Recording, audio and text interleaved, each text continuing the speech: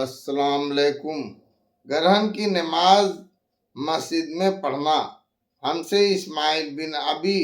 ویس نے بیان کیا، کہا مجھ سے امام ملک نے، انہوں نے یحییٰ بن سعید سے، انہوں نے عروہ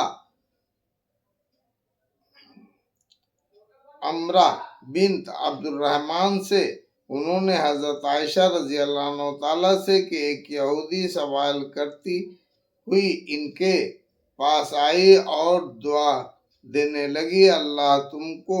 قبر کے عذاب سے بچائے۔ حضرت عائشہ رضی اللہ عنہ تعالیٰ نے حضرت صلی اللہ علیہ وسلم سے پوچھا، کیا قبروں میں بھی لوگوں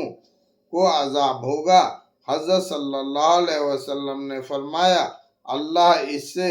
بچائے رکھے۔ پھر ایک دن صبح کو آپ سواری پر سوار ہوئے، اس دن سورج گرہن ہوا، آپ دن چڑھے لوٹ آئے اور اپنی بیویوں کے حجروں کے درمیان سے گزرے، پھر کھڑے ہو کر گرہن کی نماز پڑھنے لگے، لوگ بھی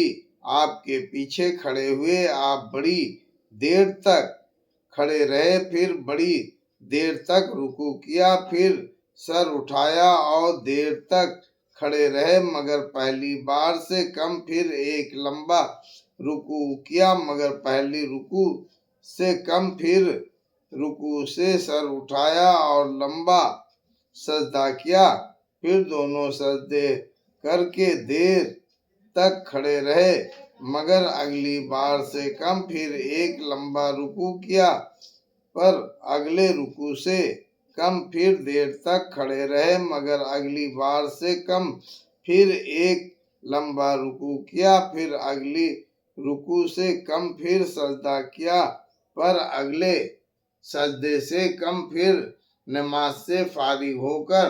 جو اللہ نے چاہا وہ آپ نے فرمایا،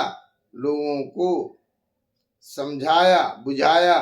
پھر ان کو قبر کے عذاب سے پناہ مانگنے کا حکم دیا۔ اللہ اکبر۔